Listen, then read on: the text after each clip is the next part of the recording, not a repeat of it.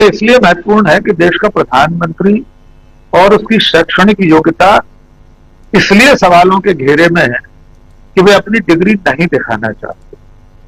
हमारे देश के कानून में कहीं नहीं लिखा कि प्रधानमंत्री का पढ़ा लिखा होना जरूरी है, उसका ग्रेजुएट होना जरूरी है या मिडिल पास होना भी जरूरी, बिल्कुल भी आवश्यक नहीं है।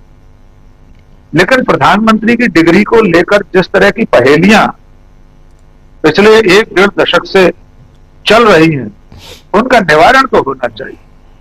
9 मई 2016 को अमित शाह और तत्कालीन केंद्रीय मंत्री अरुण जेटली ने बाकायदा प्रेस कॉन्फ्रेंस करके 2 डिग्रियां दिखाई। तो जो डिग्रियां 2-2 मंत्री दिखा चुके थे, उसे अब बाकी लोगों को दिखाने में क्या परेशानी? यही असली बात है कि परेशानी क्या है। परेशानी यह है कि जो डिग्रियां दिखाई गई थी उनमें कई तरह की गड़बड़ियां थी। ये स्क्रीन पर हमारे दर्शक देख सकते हैं।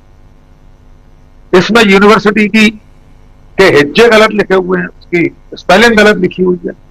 इतवार के दिन डिग्री बनी है। कौन सा विश्वविद्यालय इतवार के दिन डिग्री को बनाता है खोलकर अपना कार्यालय? दूसरी बात, अगर प्रधानमंत्री का अपने चुनावी हलफनामे में शैक्षणिक योग्यता को लेकर किया गया उल्लेख गलत साबित हो जाएगा, अगर उनकी ये उद्घोषणा जो हलफनामे में देनी पड़ती है चुनाव के समय, एक तो अपनी आर्थिक दशा के बारे में, अपना जो वित्तीय जो स्टेटस है उसके बारे में, और शैक्षणिक योग्यता के बारे में, यद्यपि प्रधानमंत्री के चुनावी हलफनामे में उनकी वैवाहिक स्थिति भी बदलती रही, लेकिन आज बात सिर्फ इस डिग्री की। अगर खुदा न खास्ता प्रधानमंत्री की डिग्री फर्जी साबित हो जाए, तो नरेंद्र मोदी के पिछले चुनाव जब जब उन्होंने इसका उल्लेख किया होगा, वे सारे जनप्रतिनिधित्व कानून की धाराओं में शून्य घोषित हो जाएंगे। यहां तक कि इसकी सजा भी उन्हें मिली। राजस्थान के बाड़मेर में अभी कुछ महीने पहले एक मोहतरमा, एक महिला है सरपंच, उनकी 8वीं की मार्कशीट फर्जी पाई गई। बाकायदा न्यायालय ने उनके चुनाव को निरस्त घोषित किया, उन्हें सजा दी, साथ में यह भी कहा कि उन्होंने फर्जी मार्कशीट से न केवल चुनाव अधिकारियों को धोखा दिया, बल्कि अपने मतदाताओं के साथ भी छल किया। ये शब्द है न्याय जिस जज ने फैसला किया है। तो एक सरपंच अगर 8वीं क्लास की फर्जी मार्कशीट लगाने से अपने चुनाव को, अपने वैधानिक रूप से जीते गए चुनाव को खो देता है, उसका चुनाव अवैध घोषित हो जाता है, उसे सजा मिलती है, उस पर आर्थिक दंड लगता है, तो प्रधानमंत्री की डिग्री अगर फर्जी पाई गई तो क्या होगा? इसकी कल्पना मात्र से आप सहर जाएंगे। फिर यह होगा कि नरेंद्र मोदी के वे सारे चुनाव शून्य घोषित हो जाएंगे।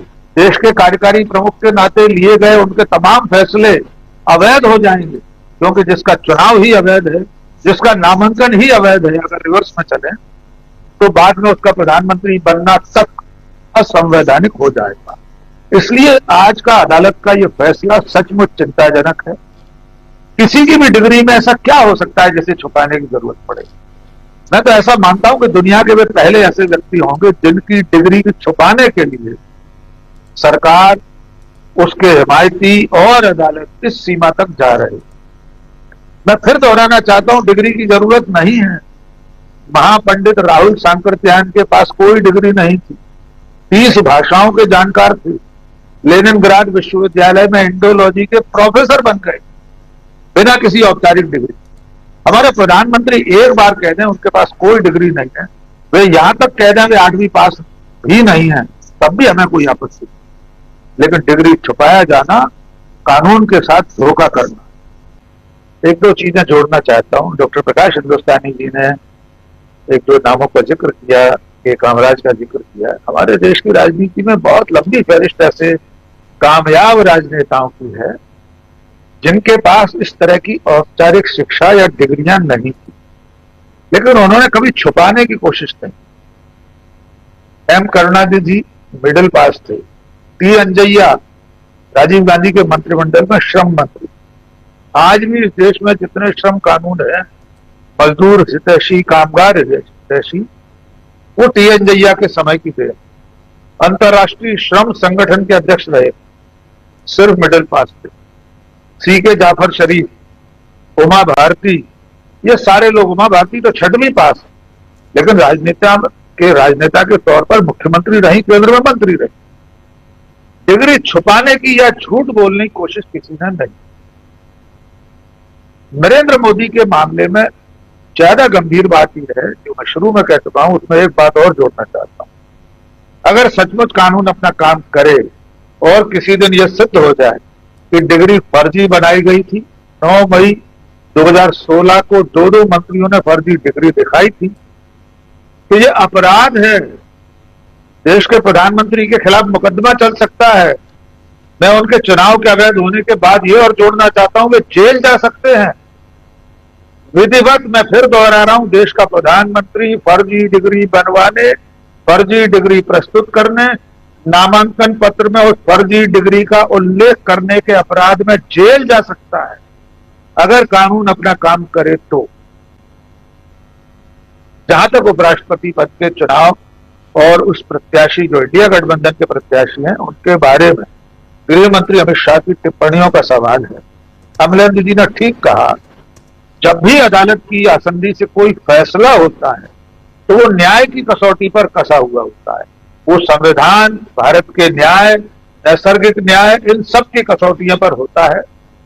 व्यक्तिगत तौर पर वो फैसला कौन कर रहा है, उसकी आलोचना बाद में इस आधार पर नहीं हो सकती कि वो चुनाव लड़ने जा रहा है। और वो फैसला क्या था? उन्होंने कहा था कि राज्य को यह अधिकार है कि वो किसी ऐसे संगठन के खिलाफ कार्रवाई करने के लिए हिंसा का सहारा ले सकता है, लेकिन नागरिकों को यह अधिकार तो नहीं। इस फैसले की आलोचना में आज अगर वे उपराष्ट्रपति का चुनाव लड़ रहे हैं तो आप उन्हें नक्सल समर्थक कैसे कह सकते हैं? इस देश के इतिहास में पिछले दशकों में न जाने कितने आतंकवादी देश विरोधी संगठनों के साथ सरकारों ने समझौते किए हैं।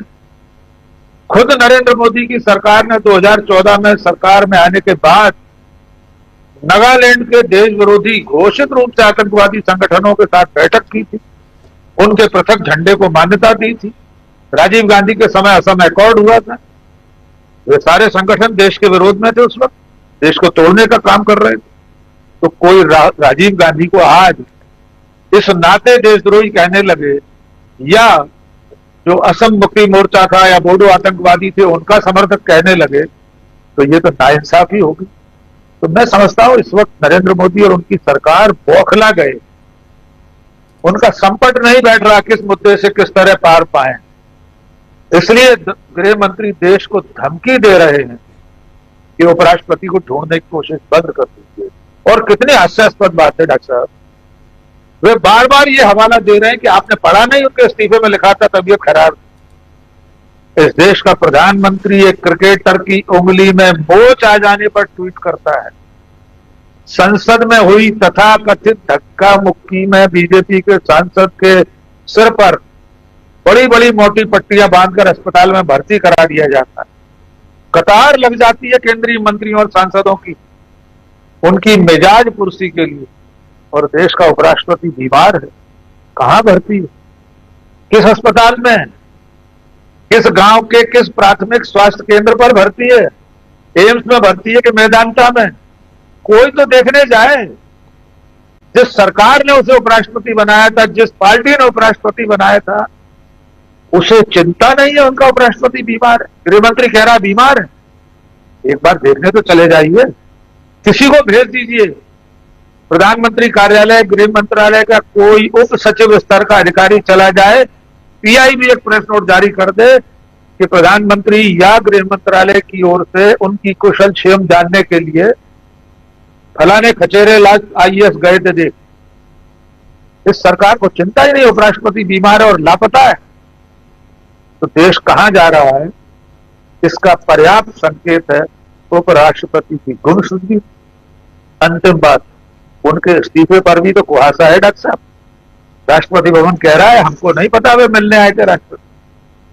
राष्ट्रपति भवन कह रहा है हमें नहीं पता किस तारीख किस समय उपराष्ट्रपति का त्याग पत्र राष्ट्रपति जी ने मंजूर किया। तो सचमुच में उन्होंने इस्तीफा दिया भी है कि नहीं? कि गजट नोटिफिकेशन हो गया होम मिनिस्ट्री की तरफ से। कोई समक्ष भेंट प्रमाणित नहीं है राष्ट्रपति और उपराष्ट्रपति की। त्याग पत्र पर राष्ट्रपति की स्वीकृति की कोई सूचना नहीं है। राष्ट्रपति सचिवालय गृह मंत्रालय के नोटिफिकेशन का हवाला देकर चुप्पी साध लेता है। तो डॉक्टर साहब, हम चंद्रकांता संतति के रहस्य लोक में पहुंच गए। ये देश अय्यारों के हाथ में है, किसी को भी गायब कर दिया जाता है, किसी की डिग्री नहीं दिखाई जाती। तो इससे निकलेंगे कैसे?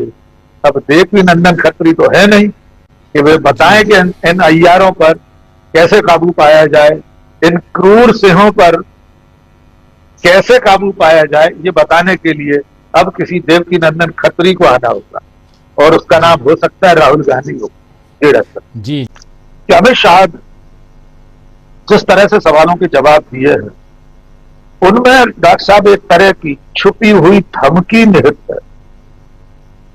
उसमें डॉक्टर राजीव रंजन को, डीवी नायक को, डॉक्टर राकेश पाठक, XYZ सबको यह धमकी दी जा रही है कि अब आइंदा धनखड़ को ढूंढने की कोशिश न करें जी। भविष्य में अगर कोई कपिल सिब्बल, संजय राउत हैबियस कॉर्पस लगाने जा रहा हो, बंदी प्रत्यक्षीकरण के जरिए देश के उपराष्ट्रपति को ढूंढने की कोशिश करे, तो उसे अपनी कोशिशें रोक देना चाहिए।